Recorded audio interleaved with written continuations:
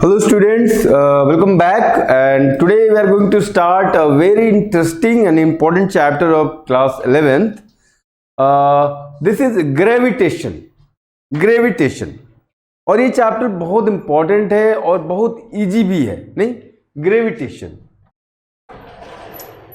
जैसे देखो मैंने ये पिक्चर लिया है न्यूटन और Apple tree and all that. हालांकि कभी ऐसा हुआ नहीं था कि न्यूटन एप्पल ट्री के नीचे बैठे थे और एप्पल गिरा और उन्होंने समझा कि नहीं gravitation, nothing happened sort of this, कभी ऐसा हुआ नहीं था। बट ये एक लेजेंडरी स्टोरी की तरह बन गया है कि जब भी ग्रेविटेशन की बात करते हैं तो हमें न्यूटन और एप्पल ट्री और ये सब याद आता है। But examination point of view से, जेई और नीट के पॉइंट ऑफ व्यू से ये चैप्टर इंपॉर्टेंट है। और आप since you guys are in 12th और कुछ पास भी हो चुके हैं 12th में, रिपीट कर रहे हैं 13 में, तो ये चैप्टर आप लोगों के लिए बहुत ही इजी होने जा रहा है, बिकॉज ये बिल्कुल वैसा ही है जैसा आपने इलेक्ट्रोस्टैटिक पढ़ा है। एक एक चीज, एक एक डेरिवेशन, एक एक फॉर्मूला, एवरीथिंग इज सेम। तो आपका इलेक्ट्रोस्टैटिक रिवाइज भी हो जाएगा और क्वेश्चंस इस पे आते हैं, ये इंपॉर्टेंट भी है। तो स्टार्ट करते हैं ग्रेविटेशन। हमारे पास कम ही लेक्चर्स हैं ग्रेविटेशन के लिए, हार्डली 3 और 4 लेक्चर्स, तो हम इंपॉर्टेंट चीज़ों पे फोकस करेंगे, कुछ क्वेश्चंस करेंगे। और मैं ये अज्यूम करके चल रहा हूँ कि आपको इस चैप्टर का पहले से थोड़ा बहुत नॉलेज है, बेसिक मैथमेटिक्स, बेसिक मैकेनिक्स का नॉलेज आपको थोड़ा सा है। Forces, velocity, acceleration, energy sort of things आपको पता है।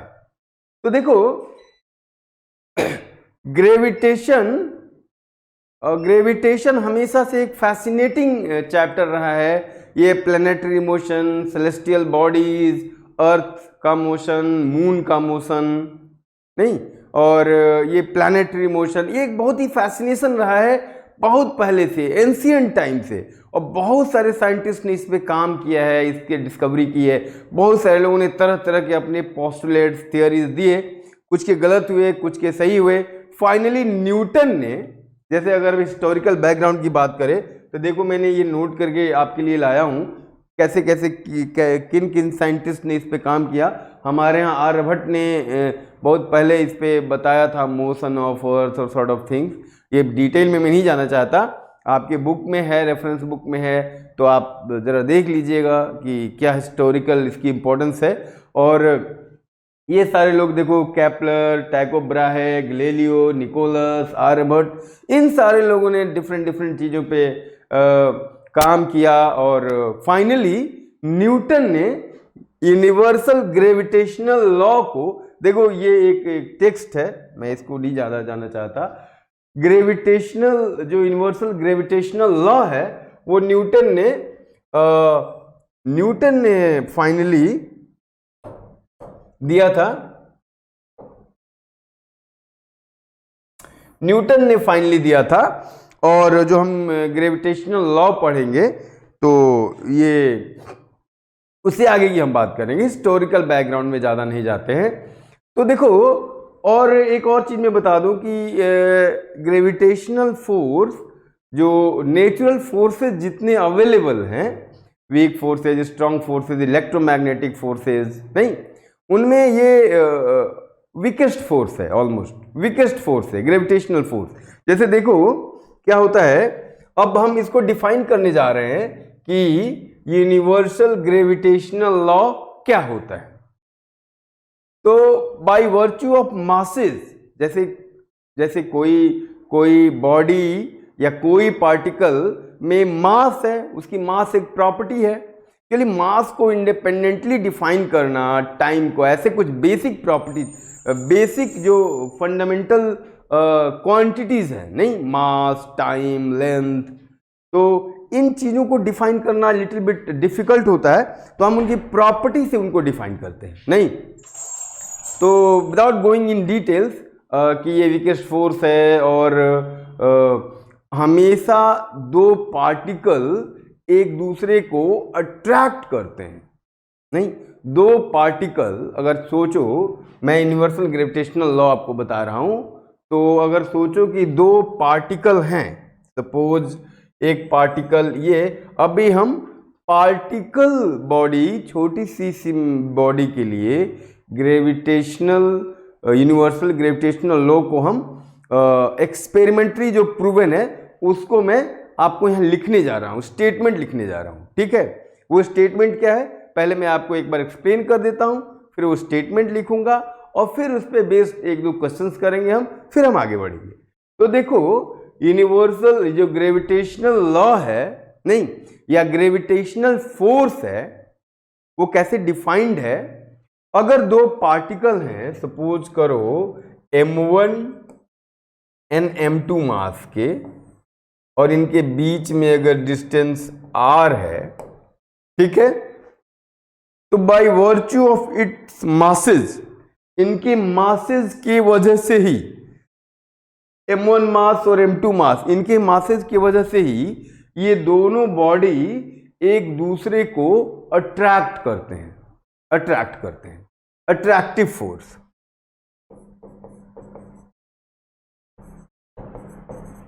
Attractive force between masses. अभी मैं 2 पॉइंट मास लिया हूं, ये कितना भी हो सकता है, और जो ये ग्रेविटेशनल लॉ है, ये लॉ ऑफ सुपरपोजिशन पे, यानी सेपरेटली हम अलग अलग, जैसे पहले मैं इसको डिफाइन कर लूँ फिर आपको एक्सप्लेन करता हूँ। टाइम बहुत कम है इसलिए थोड़ा सा प्रेशर है कि जल्दी से हमें इन चीज़ों को रैप अप करना है, बट स्टिल हमें चीज़ों को समझ के ही आगे बढ़ना है। Attractive force between to masses.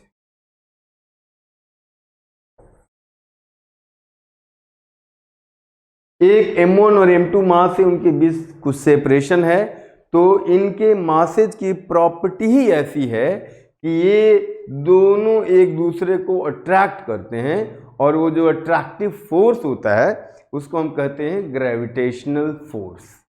That attractive force is called gravitational force, and that gravitational force क्यों होता है? By virtue of masses itself, ठीक है। तो मैं स्टेटमेंट आपको लिख रहा हूं, gravitational force is attractive force between two masses or even more than two masses। Definition short of के लिए मैंने 2 मासेज लिया है, 2 पार्टिकल मासेज लिया है, नहीं पॉइंट मासेज लिया है। तो 2 पॉइंट मासेज के बीच इनके मासेज की वजह से ही एक अट्रैक्टिव फोर्स काम करता है, जिसको हम कहते हैं ग्रेविटेशनल फोर्स। Okay, clear. अब देखो मैं जरा आपको लिख के बताता हूं कि फोर्स का मैग्नीट्यूड कितना होगा, उसका डायरेक्शन कितना होगा, एक्सपेरिमेंटली जो प्रूवन है, ठीक है। तो एक ब्लैंक पेज में लेता हूं और इस पे लिखता हूं gravitational law.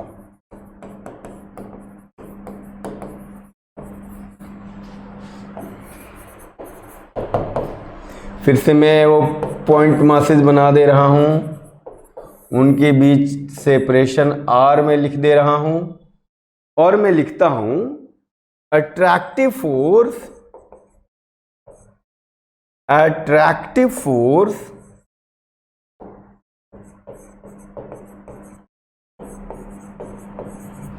Between 2 point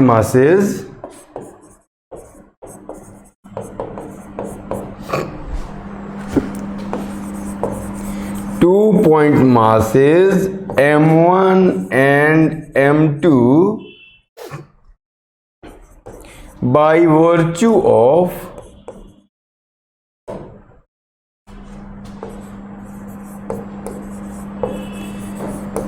masses itself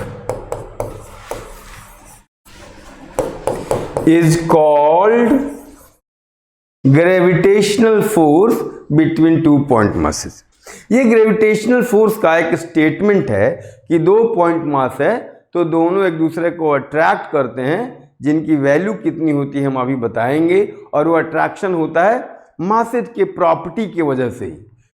बिल्कुल वैसा ही जैसा आपने कूलॉम लॉ पढ़ा है कि 2 चार्ज होते हैं, तो चार्ज की प्रॉपर्टी है कि वो या तो रिपेल करेंगे या अट्रैक्ट करेंगे। तो कूलॉम लॉ में या कूलॉम्बिक फोर्स जो लगता था उसमें चार्जेस के बीच में फोर्सेस अट्रैक्टिव भी हो सकते हैं, रिपल्सिव भी हो सकते हैं, बट ग्रेविटेशनल लॉ या ग्रेविटेशनल फोर्स हमेशा अट्रैक्टिव होता है। एक डिफरेंस उससे ये बात है, हमेशा अट्रैक्टिव होता है और ये बिल्कुल कूलॉम लॉ जैसा ही है, ठीक है। तो देखो, मैं जो एक्सपेरिमेंटली प्रूवन जो मैग्नीट्यूड है उसको मैं लिखता हूं कि अगर दो point mass r separated distance पे हैं तो किसी एक पे कितना ग्रेविटेशनल फोर्स लगेगा बाय अदर मास, ठीक है। देखो देखो सिंपली मुझे, जैसे मैंने बोला डिस्टेंस आर, तो सपोज अब ये मास इसको अट्रैक्ट करेगा, सपोज F फोर्स से या F ग्रेविटेशनल मैं लिख दे रहा हूं for clarity, and this mass also attracts this mass by the same force. This is like action reaction pair. ये एक्शन रिएक्शन पेयर की तरह होता है, नहीं आपने न्यूटन लॉ में अगर एक्शन रिएक्शन पेयर पढ़ा हो तो, ठीक है। तो सपोज मैं M2 पे I am going to write magnitude of force on M2 due to M1, magnitude of force, gravitational force on M2 due to M1, Fg मैं इसको लिख रहा हूं। तो जो Fg होगा ना वो प्रोपोर्शनल होता है magnitude of M1 and M2 both. This is experimentally proven fact, ये मैं प्रूव करने नहीं जा रहा हूं। ये क्या होता है कि ग्रेविटेशनल फोर्स जो अट्रैक्टिव फोर्स है उसका मैग्नीट्यूड अगर है, देखूं मैं किसी एक पॉइंट पे किसी एक पार्टिकल पे, तो उसका मैग्नीट्यूड जो होता है फोर्स का वो मासेस के प्रोडक्ट के प्रोपोर्शनल होता है, and it is inversely proportional to square of distance between both masses. This is experimentally proven, I am not going to prove it, और मैं ये प्रूव थोड़ी कर रहा हूं, मैं जो पहले से फैक्ट है उसी को लिख रहा हूं। एंड फाइनली ग्रेविटेशनल फोर्स का magnitude is Gm1 M2 by r square, Gm1 M2 by r square experimentally proven magnitude gravitational force का मैग्नीट्यूड। बार बार मैं देखो एक्सपेरिमेंटली प्रूवन बोल रहा हूं, मैंने इसको प्रूव या मैंने इसको डिराइव नहीं किया अभी। आप कहोगे कैसे आपको पता कि M1 और M2 के प्रोपोर्शनल होता है मैग्नीट्यूड प्रोडक्ट के, तो मैं कहूंगा एक्सपेरिमेंटली प्रूवन है, मैं ये नहीं बता पाऊंगा, या mathematically I am not able to show you that magnitude of gravitational force between two point masses is proportional to product of masses, ठीक है। ये मैं नहीं दिखा पाऊंगा मैथमेटिकली, ये एक्सपेरिमेंटली प्रूवन है। तो हमारे पास ये आ गया ग्रेविटेशनल फोर्स का मैग्नीट्यूड जो अट्रैक्टिव इन नेचर होता है, यानी कि अट्रैक्टिव नेचर का मतलब M2 पे इस तरफ और M1 पे इस तरफ। मैं इसको वेक्टर फॉर्म में भी लिख के बताऊंगा कि फोर्स है इसलिए फोर्स इज वेक्टर क्वांटिटी, तो it must have direction also, तो डायरेक्शन भी मैं आपको बताऊंगा। अभी मैं मैग्नीट्यूड आपको बता रहा हूं, और ये जो G है इसको बोलते हैं यूनिवर्सल ग्रेविटेशनल कांस्टेंट। लिख लीजिए G को क्या बोलते हैं, यूनिवर्सल ग्रेविटेशनल कांस्टेंट। मैं लिख दे रहा हूं आपके लिए, G is universal gravitational constant. सबको पता है कि जब भी ये proportionality and all sort of things ऐसे होता है तो हम एक कांस्टेंट यूज करते हैं, और ये G है वही कांस्टेंट, और इसका नाम है यूनिवर्सल ग्रेविटेशनल कांस्टेंट। इसकी वैल्यू होती है, आपको याद करने की जरूरत नहीं है, बट मुझे याद है तो मैं लिख दे रहा हूं, इसकी वैल्यू होती है 6.67 इंटू 10⁻⁻11, और इसकी यूनिट क्या होगी, you can easily derive, unit क्या है, newton metre square by kg square. Force का तो न्यूटन ही होगा, तो हमें जी की यूनिट चाहिए, यहीं से डिराइव कर लो, रटने समझने याद करने की कोई जरूरत नहीं है। Newton metre square upon kilogram square, तो मैं यहां लिख दे रहा हूं newton metre square by kg square.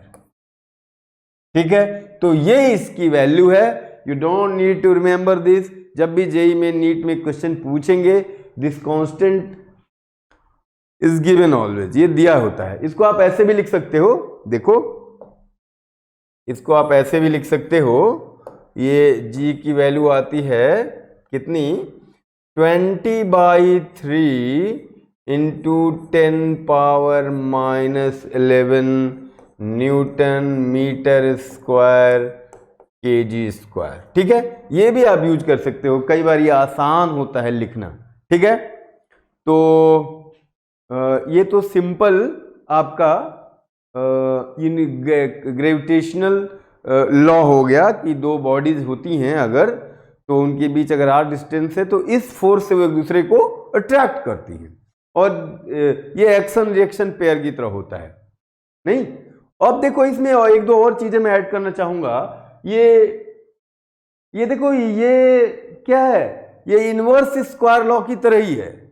Inverse square law जैसे आपने पढ़ा था कूलॉम्स लॉ में, इसमें m1 m2 है और वहां क्या था, q1 q2 था। नहीं, यहां पे यूनिवर्सल ग्रेविटेशनल कांस्टेंट g है, और वहां पे क्या था, वहां पे था k, कांस्टेंट k, लेकिन उसको हम यूनिवर्सल इलेक्ट्रिक कांस्टेंट या इस तरह का तो नहीं कह रहे थे। नहीं, तो पहली बात ये क्या है, ये इनवर्स स्क्वायर लॉ ही है, जैसा कूलॉम्स लॉ है। नहीं, इनवर्स स्क्वायर लॉ,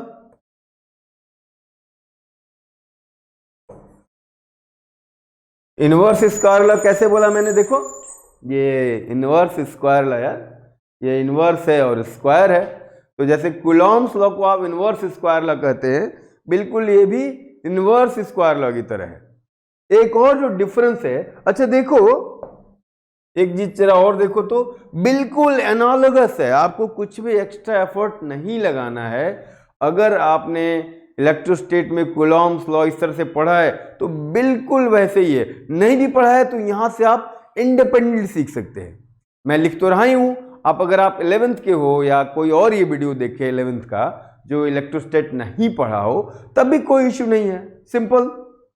ठीक है, तो देखो जरा, अगर मैं 1 मिनट में फोकस होके उन बच्चों के लिए बताऊं जो अभी एग्जाम देंगे या 12th में हैं, तो कूलॉम्स लॉ के लिए क्या होता था यार, k q1 q2 by r square, और यहां पे मान लो एफ इलेक्ट्रिकल, और यहां पे क्या है, F G equal to G m1 m2 by r square. देखो, नहीं यहां पे k है, यहां पे g है, बाकी सारी चीजें बिल्कुल वैसी है, लेकिन एक डिफरेंस ये है कि यहाँ Q1 और Q2 को हम साइन के साथ रखते हैं, Q1 पॉजिटिव नेगेटिव दोनों हो सकते हैं, और ये फोर्स जो है F, ये अट्रैक्टिव और रिपल्सिव दोनों हो सकता है, बट ग्रेविटेशनल लॉ हमेशा अट्रैक्टिव होता है। ठीक है, एक और छोटी सी चीज मैं एक्सप्लेन कर देना चाहता हूं। यहां पे देखो, हम जी को कह रहे हैं universal constant. Universal constant, universal constant इसलिए कि इसकी वैल्यू कहीं भी नहीं बदलती है, इसकी वैल्यू कहीं भी नहीं बदलती, हमेशा वही रहती है। लेकिन ये जो डाइलेक्ट्रिक कांस्टेंट है, या आप जो कांस्टेंट यूज करते हैं कूलॉम्स लॉ में, वो डिफरेंट मीडियम के लिए डिफरेंट होता है। जैसे आपको पता है कि एयर के लिए 9 × 10⁻9 होता है, नहीं, ये एयर के लिए होता है 9 × 10⁻9 यूनिट, जो भी आप देख लेना। एयर के लिए जो कांस्टेंट कूलॉम लॉ में आप यूज करते हैं, उसकी वैल्यू 9 × 10⁻9 होती है। कोई और मीडियम में आप यूज करते हैं तो वो ये रिलेटिव परमिटिविटी ऐसे कुछ होता है, नहीं, ये होता है। तो ये जी जो है वो मीडियम पे डिपेंड नहीं करता, इसीलिए इसको यूनिवर्सल ग्रेविटेशनल लॉ कहते हैं। अब हमने ये सीख लिया है, नहीं, ये हमने सीख लिया कि कैसे इसका मैग्नीट्यूड क्या है और ये सारी चीजें क्या है, और ये एक्सपेरिमेंटली प्रूवन है, हमने इसको डिराइव नहीं किया है। अब जरा हम देख लेते हैं, ये तो मैग्नीट्यूड है, इसका डायरेक्शन जरा वेक्टर फॉर्म भी देख लेते हैं, जल्दी से जरा इसका वेक्टर फॉर्म भी देख लेते हैं। तो बहुत आसान है वेक्टर फॉर्म, सबको वेक्टर भी आता है। जैसे ये है m1, ये है m2, और इनके बीच जो डिस्टेंस है वो r है, और एक हमने ऐसे वेक्टर डिफाइन किया r वेक्टर, जो m1 से m2 को डायरेक्टेड है। नहीं, एक r वेक्टर है जो m1 से m2 को डायरेक्टेड है, ठीक है, डायरेक्टेड है। अब देखो क्या है, अगर मैं लिखूं force on m2, force on m2, तो उसका मैग्नीट्यूड क्या होगा, g m1 m2 by r square. और इस पे फोर्स m2 पे किस तरफ फोर्स लगेगा यार, m2 पे m1 की वजह से इधर फोर्स लगेगा, opposite to that vector r। तो ये r वेक्टर है, तो हमें एक यूनिट वेक्टर चाहिए अलोंग दिस, ये जो डायरेक्शन मैंने दिखाया है, क्योंकि m2 पे फोर्स लग रहा है in this direction opposite to that of r vector जो मैंने बताया है। तो मैं ऐसे लिख दूंगा, देखो क्या मैं ऐसे लिख सकता हूं, r कैप, r कैप एक यूनिट वेक्टर है, और यूनिट वेक्टर का हम इस्तेमाल करते हैं केवल डायरेक्शन दिखाने में, नहीं, तो हमने एक r कैप लिख दिया और r वेक्टर को डिफाइन किया हमने। r वेक्टर एक ऐसा वेक्टर है जिसका टेल m1 पे है और हेड m2 पे है, यानी टेल उस बॉडी पे है जिसके वजह से फोर्स लग रहा है, और हेड वहां पे है जहां पे आपको फोर्स कैलकुलेट करना है, और टेल वहां पे है जिसके वजह से फोर्स लग रहा है। तो ये आप आर वेक्टर के बारे में इतना तो आप जान ही जाएंगे।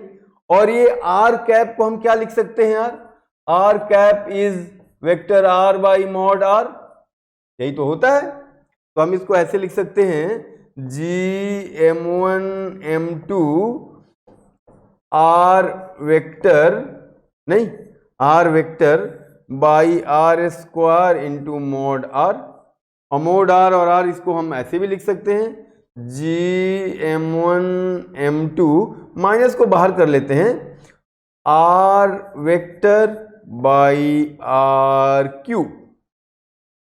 दिस इज, ये माइनस है, ये वेक्टोरियल फॉर्म है ग्रेविटेशनल फोर्स का, और m2 पे हमने फोर्स का एक्सप्रेशन लिखा है। वेक्टर r क्या है, मैंने डिफाइन किया कि वेक्टर r है एक ऐसा वेक्टर जो m1 से m2 को डायरेक्टेड है, जिसका टेल m1 पे और हेड m2 पे है। सारी चीजें क्लियर है, तो ये इसका वेक्टोरियल फॉर्म है। अब देखो, जैसे कूलॉम्स लॉ में भी बिल्कुल ऐसा ही आया था। कूलॉम्स लॉ में भी हमने लिखा था ऐसे कि F इज इक्वल टू ये k q1 q2 by r cube vector r, और मैंने ये बोल दिया था कि q1 और q2 को, हमने ये पढ़ा था कि q1 और q2 को हम साइन के साथ रख लेंगे, तो ऑटोमेटिकली जो फोर्स आएगा वो डायरेक्शन के साथ आ जाएगा, यानी वेक्टर फॉर्म में आ जाएगा। तो यहाँ पे देखो हमें क्या करना है, यहाँ पे हम k की जगह माइनस जी रख दे रहे हैं, यानी g की जगह हर जगह हम माइनस k रख देंगे। अगर हमें एनालॉगस कंपेयर करना है, हमारे जो फॉर्मूले इलेक्ट्रोस्टेट में कूलॉम्स लॉ में थे वो बिल्कुल उसी तरीके से ग्रेविटेशन में भी यूज हो जाएंगे, अगर हम इतना चेंजेस कर दे तो। और मैंने ये पूरी चीज़ आपको समझाई कि क्या क्या एनालॉगस है दोनों में। तो हमने ये पढ़ लिया ग्रेविटेशनल लॉ, जो यूनिवर्सल ग्रेविटेशनल लॉ है, इसकी वजह से दो बॉडी या बहुत सारी बॉडीज में अट्रैक्शन फोर्स लगता है, उसकी मैग्नीट्यूड और डायरेक्शन मैंने लिख दिया।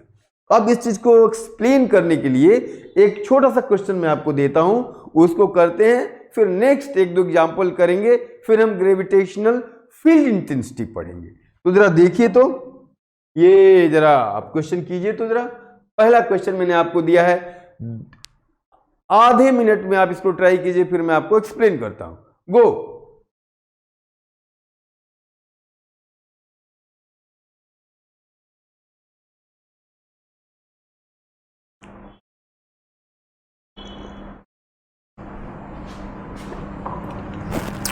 सिंपल सा यूजिंग ग्रेविटेशनल लॉ, जो ग्रेविटेशनल फोर्स का एक्सप्रेशन है, उसको यूज करके वेक्टर फॉर्म में आपको ये फोर्स का एक्सप्रेशन लिख देना है। केवल एक्सप्रेशन भी लिख देंगे तो मैं समझ जाऊंगा कि you understand the concept. Okay.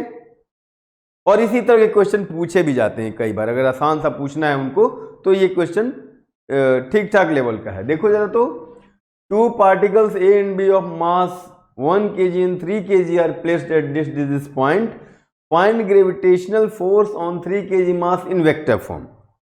कोई भी स्पेस में 2 पॉइंट दिया हुआ है, कोई भी स्पेस में 2 पॉइंट दिया हुआ है, ये A है और ये B है, और इसका कोऑर्डिनेट क्या दिया है, 0 2 3, 0 2 3, और ये क्या है, 12 5 7, 12 5 7।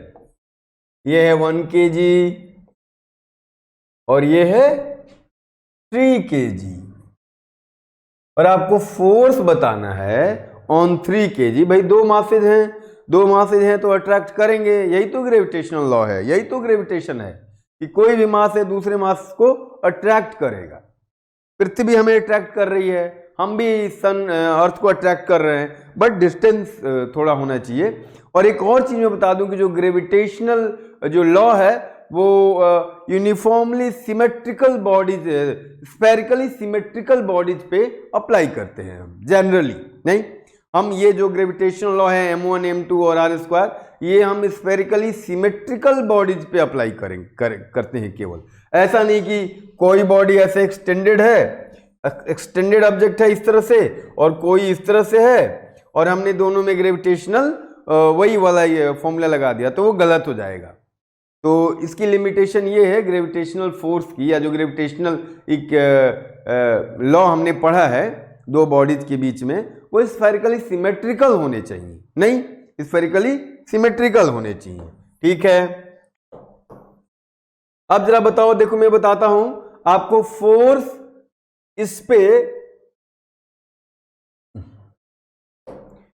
फोर्स इस पे ऐसे इन दोनों के बीच डिस्टेंस कितना है, मान लो ये r है तो r निकाल लेते हैं।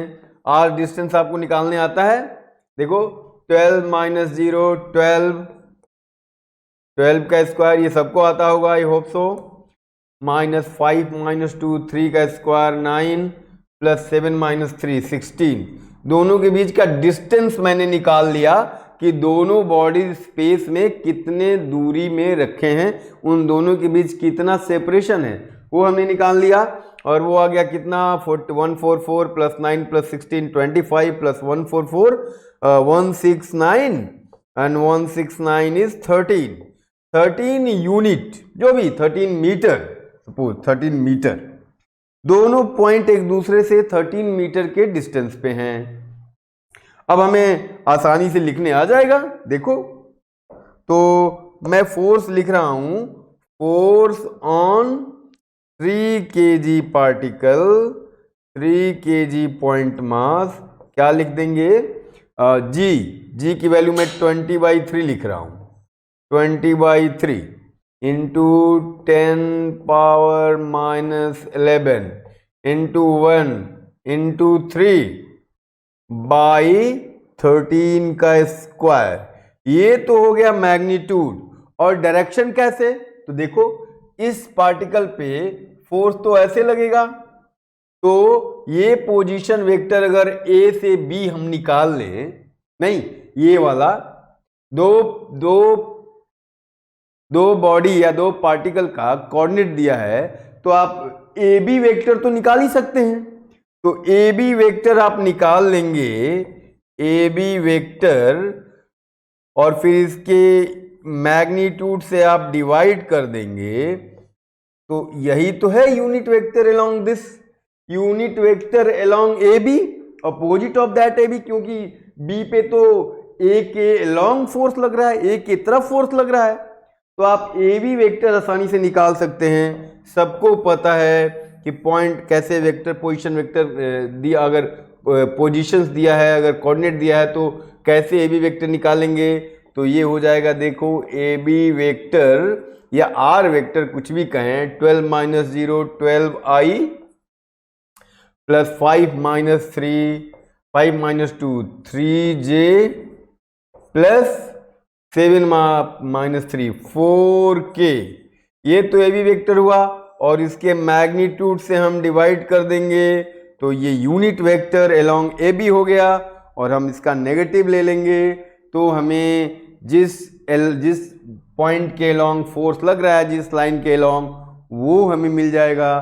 तो फाइनली आंसर क्या होगा, देखो जरा, ये तो हो गया यूनिट वेक्टर, और इसका नेगेटिव ले लेंगे तो यहां पे मैं लिख दे रहा हूं, देखिए आप ध्यान से, ये देखिए, ये 12i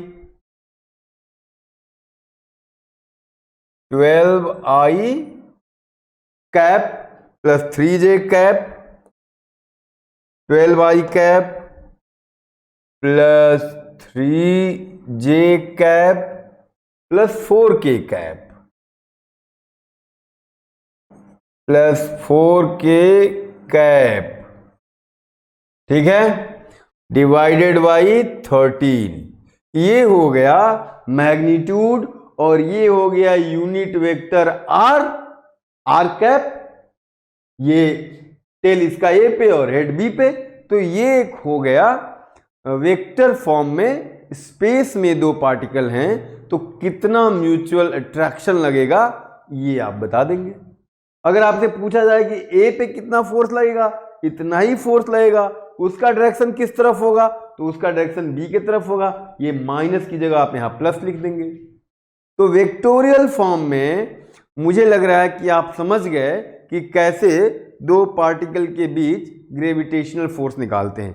अगर 3 पार्टिकल होते, 4 पार्टिकल होते तो किसी एक ग्रुप पे आप निकाल सकते थे, और मान लो अगर 3 पार्टिकल होते तो किसी एक पार्टिकल पे जितने सारे पार्टिकल हैं, जितनी सारी बॉडीज हैं जिनके पास मास है, वो सब ग्रेविटेशनल फोर्स एक्सर्ट करेंगी, फील भी करेंगी, तो सारे फोर्सेज का वेक्टर सम रिजल्टेंट फोर्स होगा।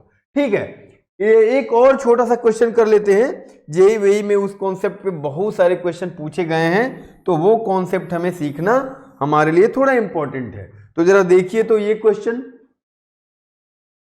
Motion of radar due to gravitational force between them, ये तो क्वेश्चन कुछ गड़बड़ है यार, पूरा आया ही नहीं। मैं आपको बताता हूं क्वेश्चन क्या है। क्वेश्चन ये है कि 4 आइडेंटिकल स्टार्स हैं, नहीं, क्वेश्चन ध्यान से सुन लीजिए, कोई एरर आ गया है, ये इस पे पीपीटी पे आ नहीं रहा है, नहीं, क्वेश्चन कुछ गड़बड़ है क्या, देखूं जरा, ये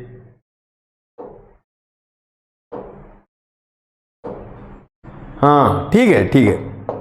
तो क्वेश्चन ये है कि ये यहां सही से आया नहीं है।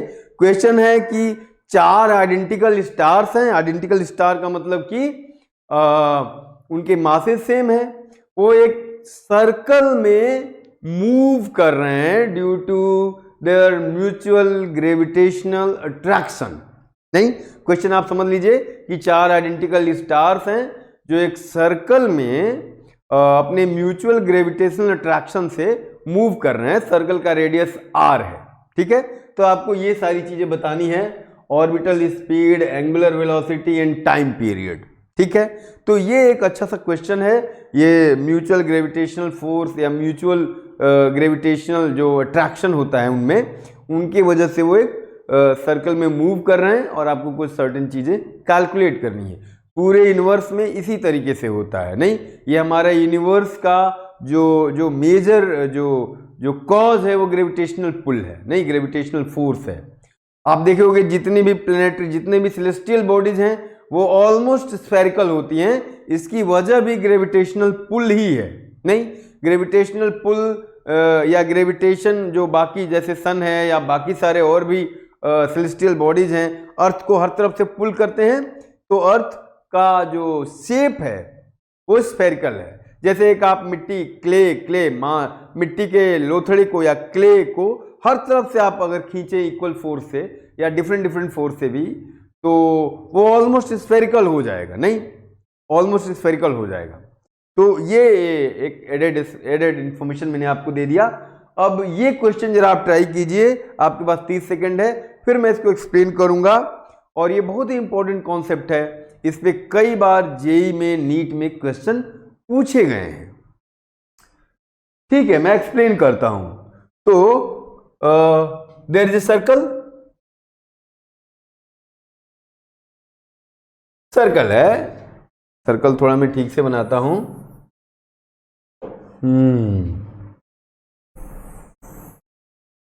यस, और ये आर रेडियस, यहां पे एक पार्ट एम एम एम और एम, और ये ऐसे मूव कर रहे हैं।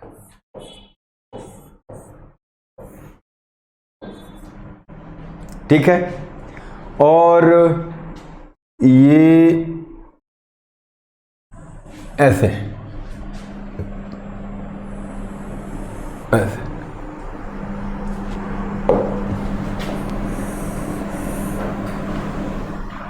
ऐसे।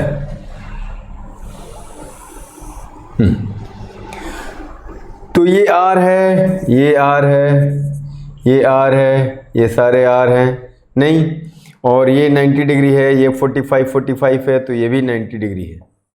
ठीक है, ये 90 डिग्री है, ये 45, क्योंकि ये 90 है। ये सब सिमेट्री से है, इतनी मैथ आपको आनी चाहिए कि सिमेट्री बहुत बड़ा रोल प्ले करता है। क्वेश्चन में सिमेट्री आपको देखना पड़ेगा, वो प्रैक्टिस से आप समझ पाएंगे। ये इस तरह का एक सर्कुलर पाथ पे 4 स्टार्स मूव कर रहे हैं और सर्कल का रेडियस r है, और ये ऑब्वियसली यहाँ तो कोई और फोर्स है नहीं, कोई भी और फोर्स नहीं है, तो ये अपने म्यूचुअल ग्रेविटेशनल पुल के वजह से ये एक सर्कल में मूव कर रहे हैं, और ये सारी सिमेट्री की वजह से ये सारी चीजें हैं। You have to calculate orbital speed, ये v कितना होगा, एंगुलर वेलोसिटी और time period. Angular velocity v equal to omega r, तो omega equal to v by r. अगर आप v कैलकुलेट कर लिए तो ओमेगा भी कैलकुलेट कर लेंगे, और टाइम पीरियड भी कैलकुलेट कर लेंगे, 2 पाई आर बाई वी। तो पहले हमें v कैलकुलेट करना है। तो देखो जरा, तो कितना इंटरेस्टिंग क्वेश्चन है। जैसे किसी एक स्टार को हम ले लेते हैं, किसी एक स्टार पे फोर्सेज लिखते हैं, नहीं, किसी एक स्टार पे फोर्सेज लिखते हैं। अरे वेलोसिटी निकालने के लिए क्या चाहिए आपको, किसी एक स्टार को हम आइडेंटिफाई कर लेते हैं और उस पर फोर्सेज लिखते हैं और एक्सीलरेशन देखते हैं। और सर्कुलर मोशन में हमें पता होता है कि सर्कल में मोशन होने के लिए एक सेंट्रीपिटल फोर्स या सेंट्रीपिटल एक्सीलरेशन चाहिए, उसकी वैल्यू भी हमें पता है कि v² होती है। तो एक्सीलरेशन या फोर्स, अगर टोटल फोर्स हम एक बॉडी पे निकाल लें और हमें ये पता है कि वो सर्कल में मूव कर रही है, तो टोटल फोर्स उसके हम सेंट्रीपिटल फोर्स को से इक्वेट कर देंगे, और जो टोटल फोर्स है वो सर्कल के सेंटर के अलोंग होना चाहिए, इसलिए हम उसको सेंट्रीपिटल फोर्स कहते हैं। ये सारी बातें आप सर्कुलर मोशन से आपको पता होनी चाहिए। ग्रेविटेशन का इसमें कोई ज़्यादा रोल नहीं है। अब देखो, जैसे ये पार्टिकल, ये स्टार और ये स्टार, इन तीनों स्टार की वजह से इस पे फोर्स लगेगा। तो ये जो स्टार है इसको इधर पुल करेगी, मान लो फोर्स से, और ये डिस्टेंस सेम है। देखो कितना है, ये r है, ये r है, तो और ये 90 डिग्री है, ये r, ये इस तरह से है, देखो इस तरह से है, ये ऐसे, ये 90 डिग्री है। तो ये r है और ये r है, तो ये √2r होगा। तो ये है √2r, ये भी √2r, ये सब √2r है, सिमेट्रिकल है। दिखने में थोड़ा नहीं लग रहा है बट सिमेट्रिकल है ये। तो ये डिस्टेंस हो जाएगा इनके बीच √2r, देखो √2r, और इस पे ये भी √2r है ये। तो मास भी सेम है और डिस्टेंस भी सेम है, तो यहां भी F फोर्स लगेगा नहीं। और ये पार्टिकल, ये भी स्टार इस पे फोर्स लगाएगा इसके अलोंग, और ये डिस्टेंस कितना है यार बताओ, ये r और यार ये 2r है, this is r this is r, तो ये पूरा डिस्टेंस 2r है। तो ये हम F की वैल्यू लिखना चाहते हैं। F की वैल्यू कितनी हो जाएगी यार, gm² बाई √2r², यानी √2r² हो गया। और F1 अगर ये डायगनली, ये फोर्स F1 है जो ये डायगनली जो सिचुएटेड है जो स्टार, वो इस पे फोर्स F1 लगा रहा है, क्योंकि डिस्टेंस अलग है तो फोर्स की वैल्यू भी अलग हो जाएगी, मैग्नीट्यूड भी अलग हो जाएगा।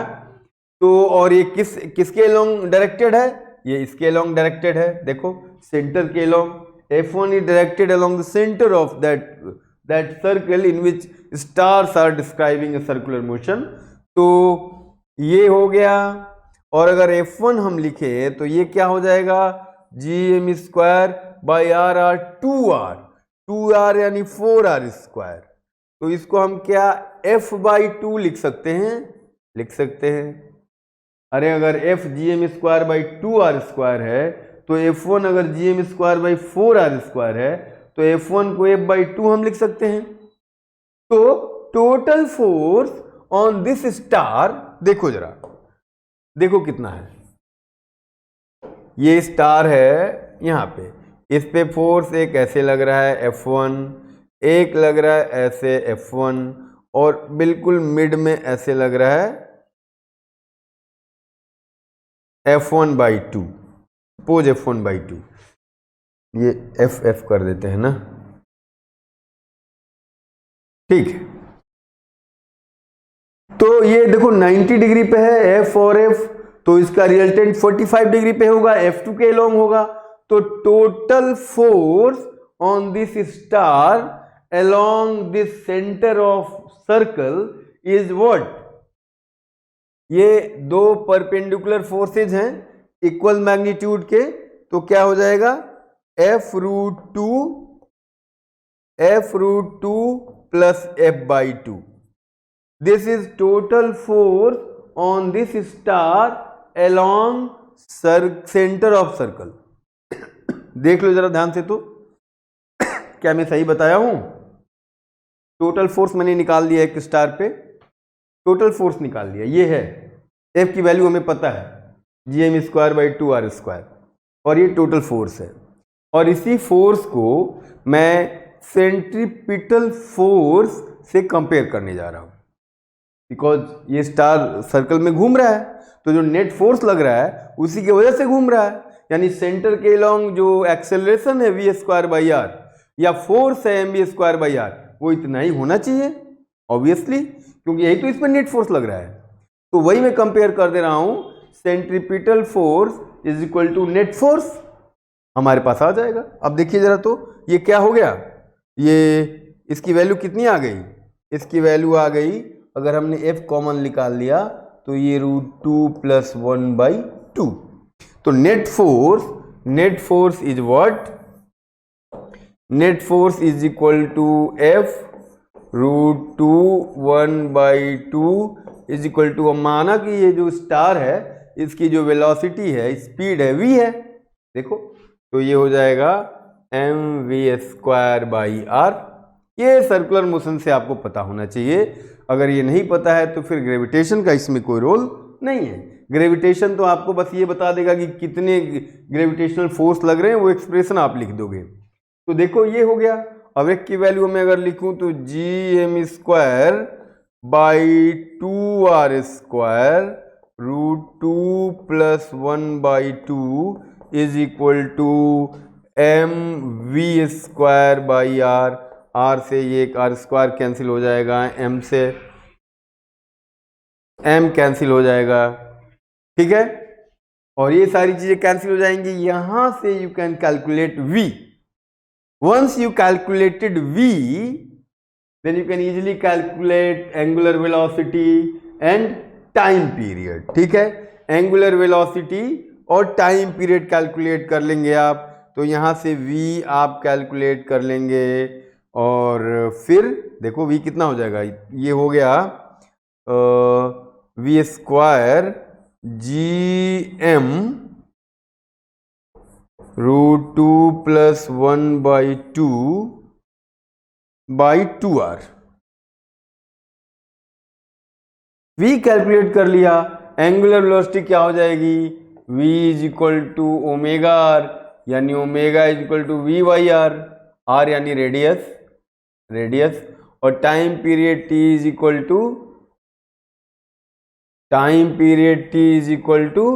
2πr/v, 2πr/v। देखो ये टाइम पीरियड, तो v कैलकुलेट कर लिया आप, तो एवरीथिंग यू कैन कैलकुलेट। और ये सिंपली इस बात का, ये क्वेश्चन इसी बात का था कि म्यूचुअल ग्रेविटेशनल पुल की वजह से सर्कुलर मोशन हो रहा है। ये इसको स्टार थियरी भी बोलते हैं। ये जनरली दो बॉडी या 3 बॉडी रहते हैं, मैंने 4 बॉडी ले लिया कि सारे कॉन्सेप्ट क्लियर हो जाएं। ये जेई में पूछ भी चुके हैं, वो 3 स्टार लेके पूछे थे, मैंने 1 स्टार एक्स्ट्रा ले लिया। ठीक है, एक और क्वेश्चन करते हैं इस पे, जो हमारे कॉन्सेप्ट को थोड़ा चेक करेगा कि कब हमें ग्रेविटेशनल लॉ जो ये है लगाना है। मैंने पहले बोला आपको कि ग्रेविटेशनल जो यूनिवर्सल ग्रेविटेशनल लॉ है, this can be applied only to spherically symmetrical bodies, not on extended bodies. और इस तरह से जो बॉडी एक्सटेंडेड है, कोई स्क्वायर है या कोई क्यूब है, कोई सीट है, उस पर आप नहीं कर सकते।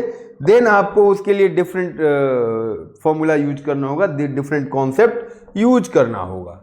देखो जरा एक क्वेश्चन इसी पे है, उसके बाद हम नेक्स्ट करते हैं। ये क्वेश्चन देखो जरा, a uniform rod of mass m and length L is there, find gravitational force between rod and point mass m।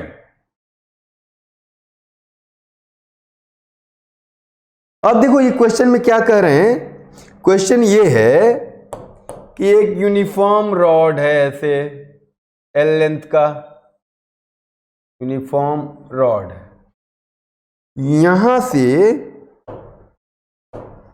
यहां से इसके इस एज से r डिस्टेंस पे एक पॉइंट मास है, नहीं एक पॉइंट मास है m। क्वेश्चन में क्लियरली मेंशन नहीं है, ये पॉइंट मास m, ठीक है, m है, ठीक है। इसका मास है कैपिटल M और लेंथ L है, नहीं, और ये पॉइंट मास है, और ये सेम लाइन में है, नहीं कहीं अलग नहीं है, नहीं तो बहुत डिफिकल्ट हो जाएगा। ये इसी के लाइन में है, इसी के लाइन में है ये, नहीं इस तरह से है, ये डिस्टेंस r है। ये यूनिफॉर्म रॉड है, इसका मतलब कि m/l हर जगह सेम है। जैसे अगर आप इलेक्ट्रोस्टेट में इसको क्या कहते हैं, मास पर यूनिट लेंथ कहेंगे। यहाँ पे इलेक्ट्रोस्टेट में आप लैम्डा कहते the charge per unit length. ये बिल्कुल वैसे ही क्वेश्चन है कि एक L लेंथ पे अगर Q चार्ज स्प्रेड है और एक स्मॉल Q चार्ज यहाँ रखा है और उसके बीच में डिस्टेंस r है, तो फोर्स बताना है। यहाँ पे आपको ग्रेविटेशनल फोर्स बताना है on gravitational force between rod and point mass m, यानी इस पे या इस पे किसी पे ग्रेविटेशनल फोर्स कैलकुलेट करना है आपको, ठीक है। तो अब मास दिया हुआ है, लेकिन ये पॉइंट मास तो है नहीं कि आपने वो फॉर्मूला लगा दिया Gm1m2/r²। वो तो बहुत ही क्रूड और बहुत ही इलॉजिकल हो जाएगा कि अगर आपने इस तरह का लिख दिया तो कि मास हो जाए, फोर्स हो जाएगा G, इस तरह से देखो ये हो जाएगा G, दोनों के बीच ग्रेविटेशनल फोर्स हो जाएगा Gm/m/r²। ये तो बहुत ही इलॉजिकल हो जाएगा। ये एक्सटेंडेड ऑब्जेक्ट है, इसका कैसे आप पता करोगे? नहीं, डिस्टेंस अलग अलग है, ये वाला पार्ट यहाँ से नज़दीक है, ये वाला पॉइंट दूर है, इस पॉइंट पे ज़्यादा फोर्स ये लगाएगा, इस पॉइंट पे कम फोर्स लगाएगा, डिफरेंट बॉडीज पे डिफरेंट पार्टिकल डिफरेंट पॉइंट पे डिफरेंट फोर्सेस लगेंगे। तो यहाँ आपको हेल्प लेना पड़ेगा बेसिक कैलकुलस का, नहीं बेसिक कैलकुलस का आपको हेल्प लेना पड़ेगा। देखो कैसे करेंगे। हमें फॉर्मूला पता है पॉइंट मासेस का, हमें फॉर्मूला पता है पॉइंट मासेस का। ग्रेविटेशनल जो लॉ है G m1m2/r², वो हम पढ़े केवल पॉइंट मास के लिए। But if you want to apply that formula here, we need to do something more. क्या करेंगे, हमें पॉइंट मास में इस रॉड को ब्रेक करना होगा। We have to divide this mass, this extended mass of rod in different points. Particle में हम कर सकते हैं। तो सोचो कि इस पॉइंट मास से हम x डिस्टेंस पे यहां पे dx विड्थ का एक हमने स्ट्रिप लिया, dx विड्थ का, ये भी पॉइंट मास और ये भी पॉइंट मास, और दोनों के बीच हम ग्रेविटेशनल फोर्स का जो फॉर्मूला है, ग्रेविटेशनल लॉ है, वो अप्लाई कर सकते हैं, क्योंकि ग्रेविटेशनल लॉ पॉइंट मास के लिए तो होल्ड करता ही है। तो ये dx है। अब ये dx विड्थ का एक रॉड है ये, और इसका लेंथ l है और मास m है, ये यूनिफॉर्म है। तो इसके हर एक सेक्शन का, हर एक लेंथ का इक्वल मास होगा। तो अगर dx लेंथ हमने लिया है रॉड का, तो उसका मास कितना होगा? बहुत ही इजीली हम कैलकुलेट कर सकते हैं कि m/l इंटू dx। मान लिया हमने जो dx लिया है लेंथ, वो dm मास का है, तो dm मास m/l इंटू dx क्या हो जाएगा? क्या ये देखो जरा, तो क्या मैंने सही लिखा है? मैंने रॉड को पॉइंट मास में ब्रेक किया, एक पॉइंट मास रॉड का एक सेक्शन लिया, बहुत ही छोटा, dx एलिमेंटल लेंथ, और एलिमेंटल लेंथ लिया और उसका मास निकाल लिया, उसका मास m/l dx हो जाएगा, क्योंकि यूनिफॉर्म है ये। अब dm मास और m मास फोर्स हमने देखा कि इस पे फोर्स हमने देखा, force on point mass m due to elemental mass. Elemental means बहुत स्मॉल, क्योंकि मास तो फोर्स वेरी कर रहा है ना, क्योंकि डिस्टेंस बदल जाएगा। आप यहां लोगे तो ये x डिस्टेंस है, थोड़ा सा इधर लोगे या पीछे लोगे तो वेरी कर जाएगा, फोर्स बदल जाएगा, क्योंकि डिस्टेंस बदल जाएगा। और ग्रेविटेशनल फोर्स तो 1/r² डिस्टेंस पे डिपेंड कर रहा है। तो force on point mass m due to elemental mass dm, तो मैंने माना कि ये फोर्स बहुत छोटा होगा df, और ये किस तरफ होगा? इस तरफ होगा। भाई अट्रैक्ट करेगा ये रॉड का एक छोटा सा पार्टिकल इसको, तो अट्रैक्ट किया, तो df की वैल्यू मैं लिखने जा रहा हूं। df की वैल्यू हो जाएगी g dm इंटू m/x²। बताओ, ये छोटा सा फोर्स, ये छोटा सा dx पार्ट इस पार्टिकल मास पे अब लगाएगा। हमने ग्रेविटेशनल लॉ को वायलेट नहीं किया, पॉइंट मास के लिए होल्ड करता है, हमने पॉइंट मास बना लिया। ये हो गया df, और dm की वैल्यू भी आप लिख सकते हो, आपको पता है dm की वैल्यू क्या है यार? ये है g m/l, m dx बाहर कर लिया थोड़ा, x²। ये है इस पॉइंट मास, पॉइंट के वजह से, छोटे से लेंथ की वजह से ये इसकी वजह से इस पॉइंट मास पे फोर्स। अब ऐसे तो बहुत सारे होंगे ना, ऐसे तो यहां से शुरू होंगे, यहां है, यहां है, यहां है, बहुत सारे होंगे, इनफाइनाइट होंगे, तो हमें ऐड करना पड़ेगा। ऐड मीन्स इंटीग्रेट करना पड़ेगा, और वी नो इंटीग्रेशन, हमें इंटीग्रेशन आता है। तो देखो जरा, तो अब इसी को हमें ऐड करना है, सारे फोर्सेज को अगर हम ऐड कर लें तो हमें नेट फोर्स मिल जाएगा। और एक चीज देखो, ध्यान दो, सारे मासेज या सारे पॉइंट मासेज की वजह से इस पॉइंट मास पे जो फोर्स का डायरेक्शन है वो एक ही डायरेक्शन में है, डिफरेंट डायरेक्शन नहीं है। नहीं तो आपको रिजॉल्व करके और आप फोर्स को एक ही डायरेक्शन में ही तो जोड़ सकते हैं, वेक्टोरियली आप जोड़ेंगे, लेकिन ये एक ही डायरेक्शन में सारे फोर्सेज लाई कर रहे हैं, तो this can be added like scalar. तो हमने इंटीग्रेशन का यूज कर लिया, और देखो मैं कैसे कर रहा हूं। अब सारे रॉड को कवर करने के लिए लिमिट क्या रखें? लिमिट इस एक्स की, एक्स कहां से कहां चले, एक्स को यहां से शुरू करके यहां तक लाना है हमें। तो एक्स की वैल्यू क्या हो जाएगी? आर से r plus l, l is length of this rod. तो हमारे पास अब एक्सप्रेशन आ गया। अब मैं सबको हटा के एक्सप्रेशन लिखने जा रहा हूं। देखो जरा एक्सप्रेशन, तो हमें इंटीग्रेट करना है आर से आर प्लस यल, आर से r plus l, G M by L small M D X by X square. और हमें इंटीग्रेशन आता है ना, 1 by X square D X, इसका इंटीग्रेशन हमें आता है। तो और ये पूरा फोर्स हो जाएगा एफ नेट, ये डी एफ इंटीग्रेट हो गया, एफ हो गया, नहीं ये डी एफ इंटीग्रेट हो गया, एफ हो गया। तो मैं इसको अब थोड़ा जगह बना रहा हूं।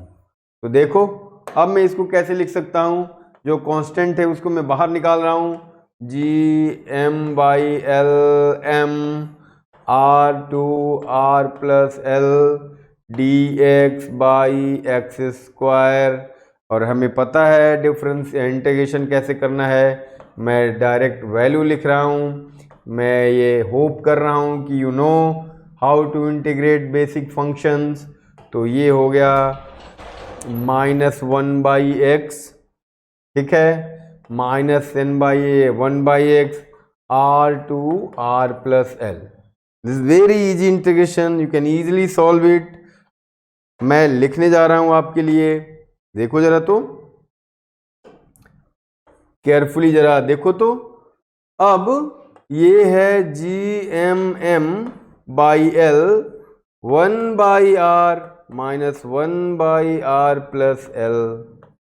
अगर आप सॉल्व करेंगे तो बहुत ही सिमेट्रिकल और बहुत ही खूबसूरत सा रिजल्ट आता है। वो क्या है, G M by L R plus L minus R, L by R into L, R plus L, ऐसे ये एल कैंसिल हो जाता है।